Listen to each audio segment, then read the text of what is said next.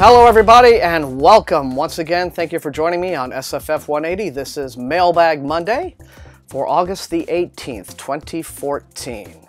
I really appreciate all of the very nice and encouraging and supportive comments on my video last Monday about the situation with my dad. A quick update on that.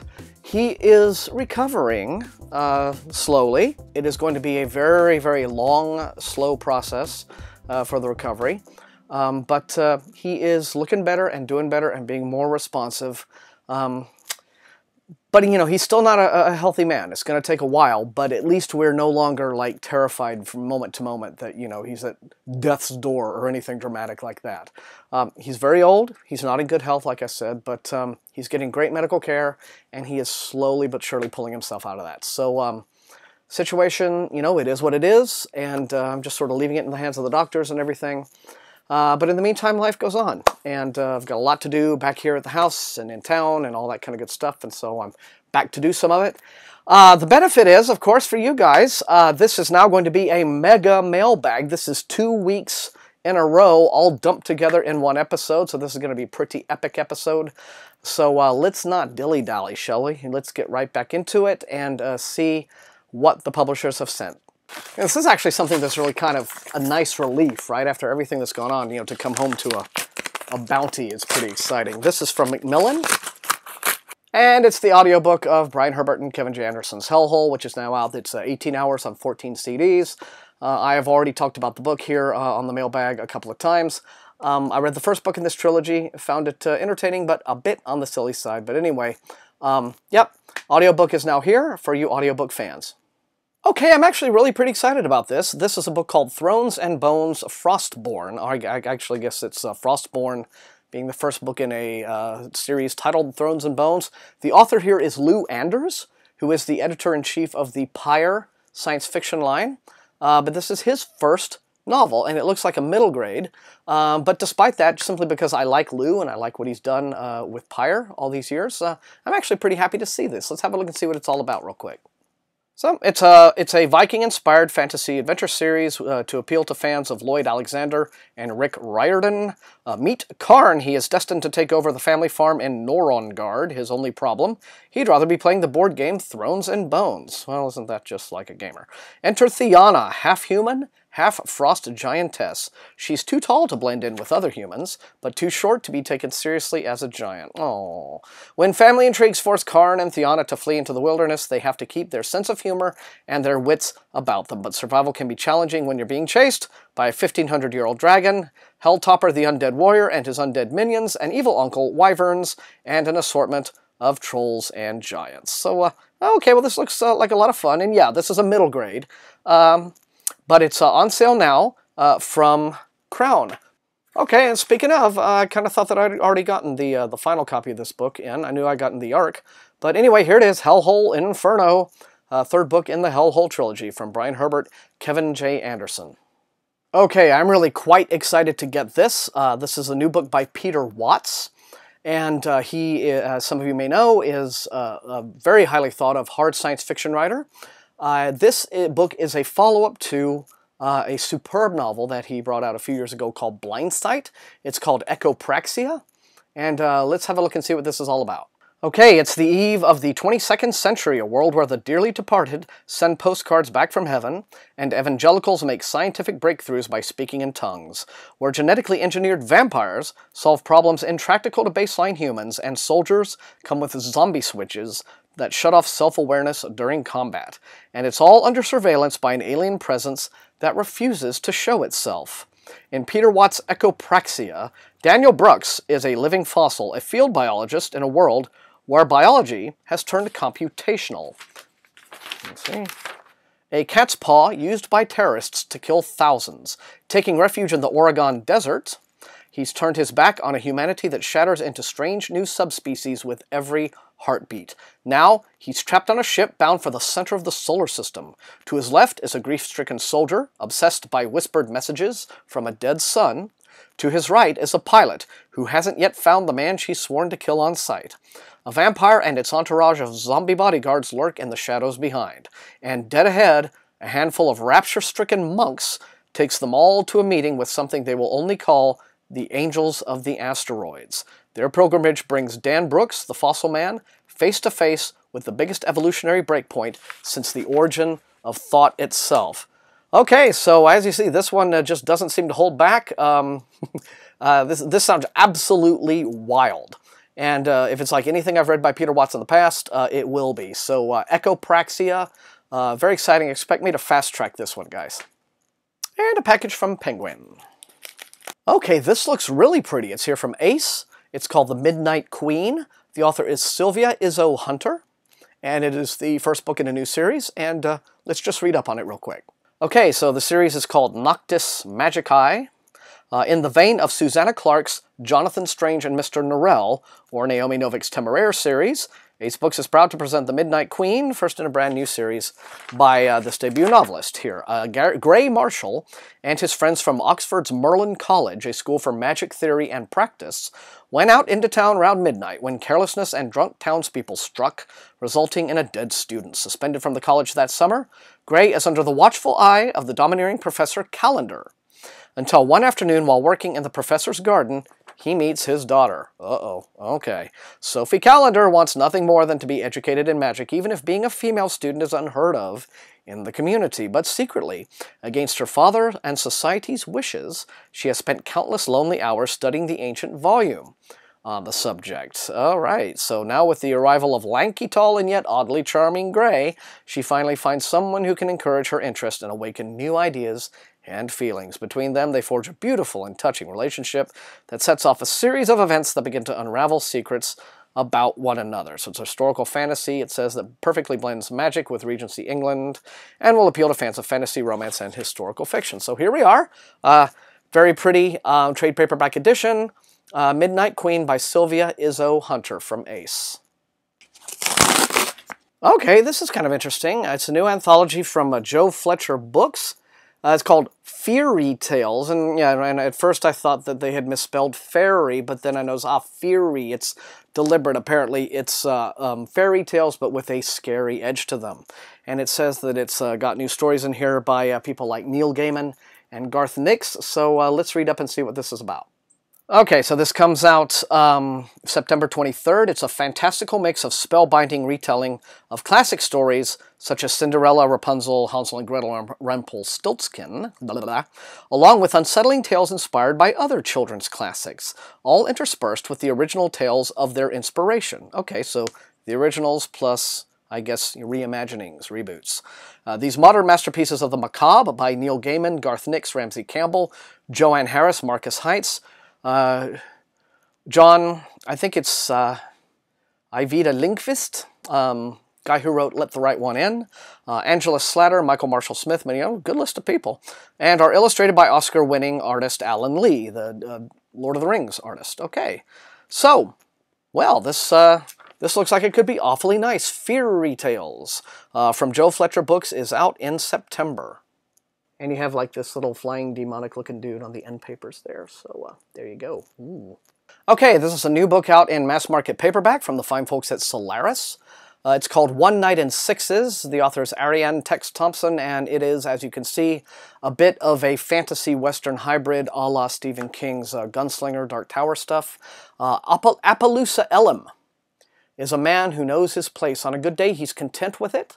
Today is not a good day. Today, his so-called partner, that lily-white lordling Syl Halfwick, has ridden off west for the border, hell-bent on making a name for himself in native territory. And Elam, whose place is written in the bastard browns and whites of his cow-spotted face, doesn't dare show up home again without him. The border town called Sixes is quiet in the heat of the day, but Elam's heard the stories about what wakes at sunset. Gunslingers and shapeshifters and ancient animal gods, whose human faces never outlast the daylight. If he ever wants to go home again, he'd better find his missing partner fast, but if he's caught out after dark, Elam risks succumbing to the old and sinister truth in his own flesh, and discovering just how far he'll go to survive the night. So One Night in Sixes is out right now, and it's the first book in something called Children of the Drought. Ariane Thompson, fantasy western. Okay, everybody, now shit's gotten real. This is a monster package from Penguin, several books inside. This is either going to be catch-up stuff from past months, because I finally got in touch with that the publicist who was being a bit elusive, or it's going to be all new stuff, like September stuff, so let's find out. Okay, no, this is all new stuff, and so I'm going to kind of blast through it as quick as I can, just to, you know, not drag things out too much. The first of these, mass market paperback from DAW. The author is Barbara Ashford, and this is called Spells at the Crossroads, and it is an omnibus edition of two earlier books that she wrote, Spellcast and Spellcrossed. Barbara Ashford, so it's two books in one here. Next is the new paperback edition of the latest book in the Change series by S.M. Sterling. It's called The Given Sacrifice. You know, this series began a long ago, you know, where some event happened in the world that killed off all technology, and we had to revert back to a pre-technological state, and it has now followed several generations of families, and so this is The Given Sacrifice by S.M. Sterling. Here we have The Winter Long, the new October Day urban fantasy novel by Shauna McGuire, very popular series, and a new book in a new series, looks like, by a very popular UF author, Devin Monk. This is called House Immortal.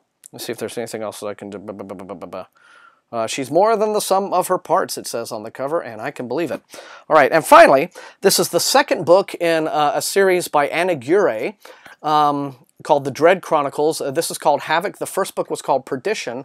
I got about halfway through Perdition, and I'm going to start it over again because I had every plan in the world of doing a review of it for this channel. So I'm going to follow up on that. I mean, Matt Olson sent me artwork for it and everything. So I'm going to do that, review that, and this one at the same time, just because I have already started it. But the premise is that it starts out on this prison colony, this outer space kind of isolated prison. So it's kind of like a science fiction version of The Wire. But anyway, book 2, Havoc, is now out. And one more mass market that I forgot in there. This is called Hidden, and it is the new installment in an urban fantasy series by a guy named Benedict Jacka, called, yeah, the Alex Verus series. So Hidden is, I think, something like the 4th or the 5th. Let's have a look. No, this is the 5th book in this series, so if you are a fan, here it is.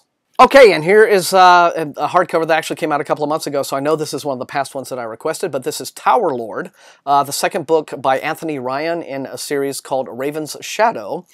And the first book, the first book was called Blood Song, and as you see, it's a big ol' epic fantasy. First one, very highly thought of by the reviews that I read of it, and so always looking for an exciting new epic fantasy. I'm quite eager to start these. So here is book 2, in a very attractive new hardcover edition, Tower Lord, from Ace Books, Anthony Ryan. And finally, holy mackerel, DAW Books is big on their big old omnibus editions, but this is a massive trade paperback collecting the entire Species Imperative science fiction trilogy by Julie Cherneda. These are the novels Survival, Migration, and Regeneration, all in one volume. Let me read up on this just real quick, in case because some of you might be curious what this is about. And I really like Julie Cherneda. You know, she does these like anthropologically themed science fiction stories. Dr. Mackenzie Mack Connor's goal in life is to be left in peace to study her salmon and their migration. She has no interest in the interspecies union, space travel, or the mysterious chasm, an expanse of dead worlds filled with the ruins of ancient civilizations. Well, I'd be interested in that. The only cloud on Mac's horizon is having to meet with the Oversight Committee to defend any research intrusions into the protected zones on shore. But what Mac wants no longer matters. There's another, darker migration underway, this time across space. What created the chasm has awakened once more to follow its imperative to feed on living worlds. How can it be stopped? Kind of like you know, A Fire Upon the Deep by Werner Vinge, kind of reminiscent of that. Aliens have asked Mac to find that answer. She knows it may mean sacrificing all she loves, including Earth itself. She's determined to find another way, but first she must survive. For what happened in the past was only a trial run for a species intent on replacing all life with its own, and they've learned her name. So here we are, the Species Imperative Trilogy now in one big volume, Survival, Migration, Regeneration by Julie Cherneda from DAW Books. Okay, everyone, well, that was quite epic, but there is still more to come. Let's see what this one, this is from Random House. My, everybody, I have already gotten the ARC, but now the hardcover is here, and it is a beauty. This is the new book by Robin Hobb, first book of the Fitz and the Fool trilogy. Fool's Assassin is set in the same universe as her Farseer trilogy, which is very popular. Fool's Assassin. Let's read up and see what this story has to allow, shall we? Okay, so Fitz Chivalry, royal bastard and former king's assassin, has left his life of intrigue behind. As far as the rest of the world knows, Fitz Chivalry Farseer is dead and buried. Masquerading as Tom Badgerlock, Fitz is now married to his childhood sweetheart Molly, and leading the quiet life of a country squire, though Fitz is haunted by the disappearance of the fool who did so much to shape Fitz into the man he has become.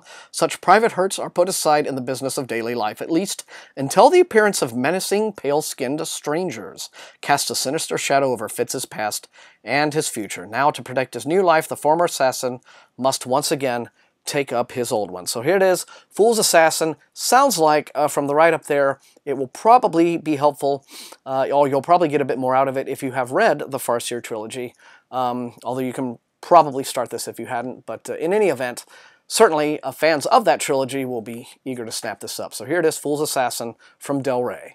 Okay, I'm geeking right now. You probably can't read it very well, but everybody, this is a new Peter F. Hamilton novel. Huzzah! This is The Abyss Beyond Dreams. It is the first book in a series called Chronicle of the Fallers, which is a little bit odd. Oh boy. Peter F. Hamilton, epic space opera. I love this stuff to death. Let's see what he's got going on here, shall we? Okay, so it's on sale October 21st. The year is 3326. Nigel Sheldon, one of the founders of the Commonwealth, so it's in the Commonwealth universe, receives a visit from the Rael, self-appointed guardians of the void, the enigmatic construct at the core of the galaxy that threatens the existence of all that lives. The Rael convince Nigel to participate in a desperate scheme to infiltrate the void. Once inside, Nigel discovers that humans are not the only life forms to have been sucked into the void, where the laws of physics are subtly different and mental powers indistinguishable from magic are commonplace. The humans trapped there are afflicted by an alien species of biological mimics, the Fallers, that are intelligent but merciless killers. Yet these same aliens may hold the key to destroying the threat of the void forever if Nigel can uncover their secrets.